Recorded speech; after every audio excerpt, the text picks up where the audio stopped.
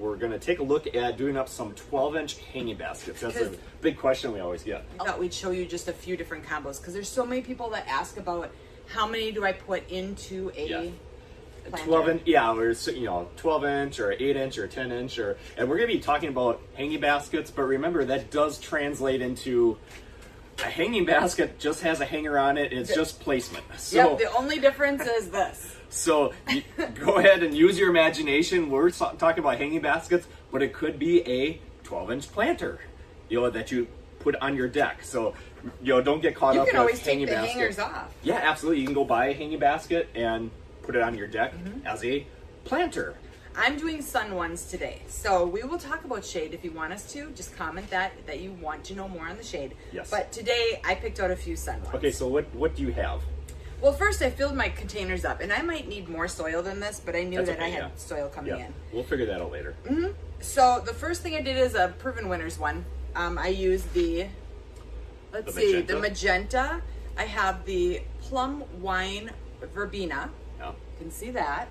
And then I have a Cali Burcoa it's Super Bells, called Blue Moon Punch. And the Proven Winners Accent Green with Envy. So that's the potato vine, the Ipomea. And when we say Calibracoa, that's the real name. A lot of people will say Million Bells. That's just a brand name of the Calibracella. Super Bells is Proven Winners, but a lot of people will say Million Bells. Do you have any Million Bells? They're talking about Calibracoa.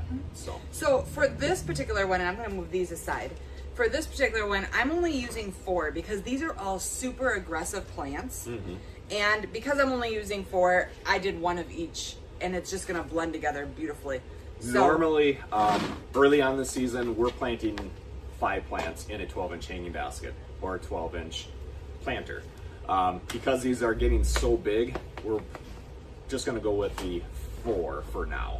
They're going to fill out nicely. That 4 to 5 is kind of where you want to be at for a 12-inch container. So when I'm planting them, you saw I just kind of squished it, took it out. I'm not ruffling up these roots because it's going into good soil, so it's going to stretch out and go into there. Why would I break apart really good, healthy roots? Yeah, so many people get stuck on that, and it's not something that we ever do in our greenhouses. We just don't. It's honestly, it's a waste of our time. It doesn't need to. This is going to root into this week. Right. Because it's good soil. I know that the Cali is going to kind of like poof out and get fuller. And I know that the Verbena is going to stretch through things. I'm actually going to put them across from each other. And there's a reason. This is the design portion of it. Yeah. That, I'm not just plunking them in without thought. I want to have a basket that is, look at that. Those are beautiful. Somebody say, oh, that's root bound. No. Doesn't matter. I want to have them so I know that the magenta is very vigorous. So it's going to get big and huge. I know that the Ipomea is going to trail down. So I kind of want to balance them out. It's going to all kind of do its thing together, but I want that balance. I don't want two really bulky trailing things on one side and then two shorter things on the other. Have a lopsided basket. So I'm just... They're going to poke through and grow. They will. Regardless. No matter what you do, they're gonna do their own thing. You can kind of train and maybe push this way, or get this to get some of the vines going this way. You can do that as it's growing, but they're going to grow. So really important.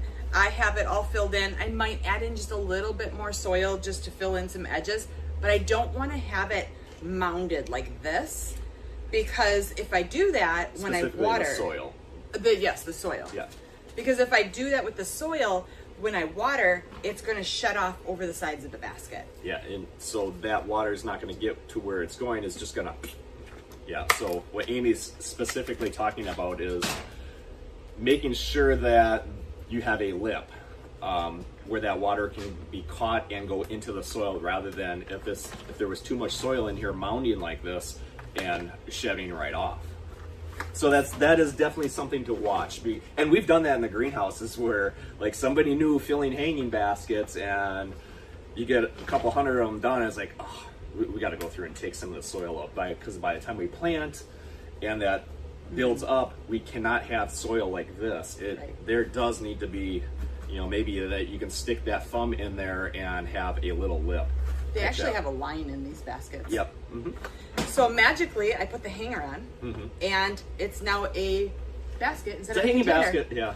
And then, of course, I did a little hole punch. I'm putting all of my tags on, so that if somebody is wondering what is all in here, Yep.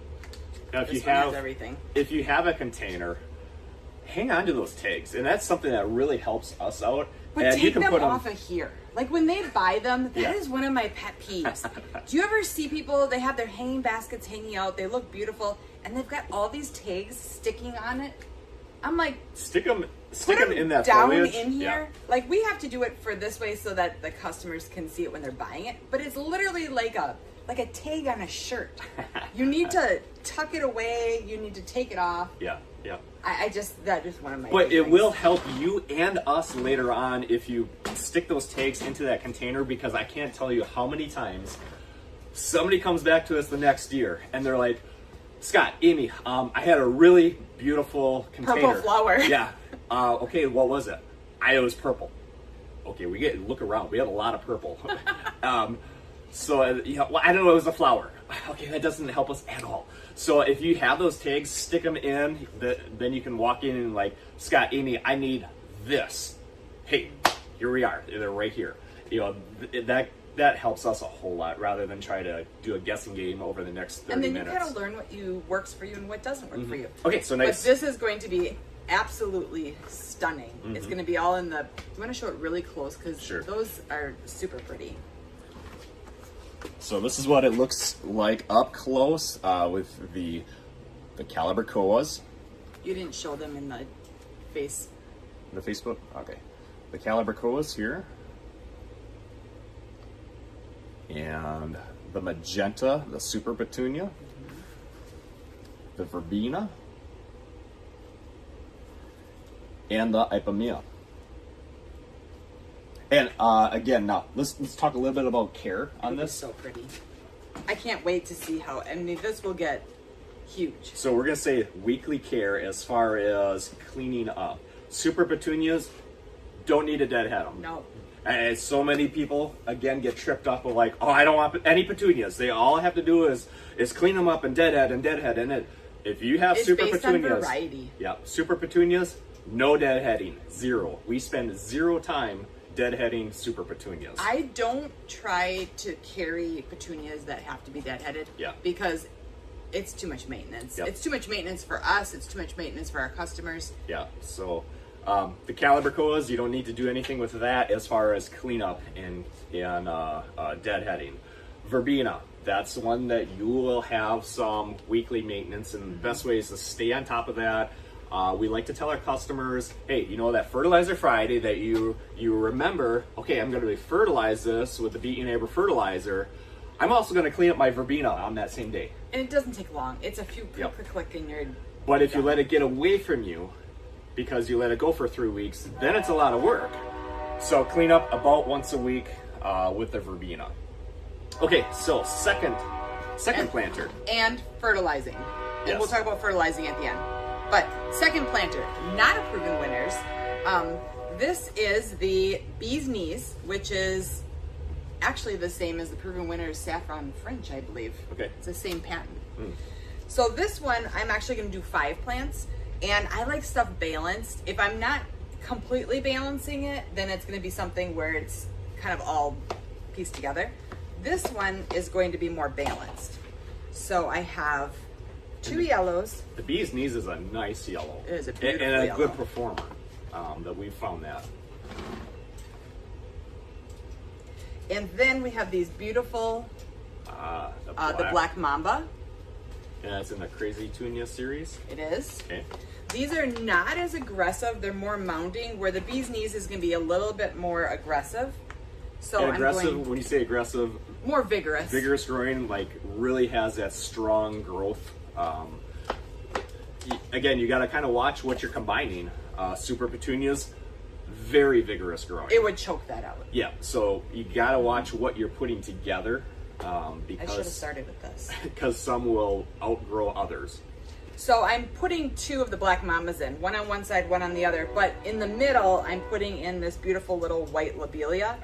And it's going to poke through, and you'll be able to see a little bit of how it's going to poke through. It'll poke through the yellow and the black and give it that just that little tiny bit of white color to it. This reminds me of a bumblebee. Okay. I love it. Yeah, very nice. Isn't that cute? Uh-huh. Show them that one. Okay. Boy, you make it look easy. It is.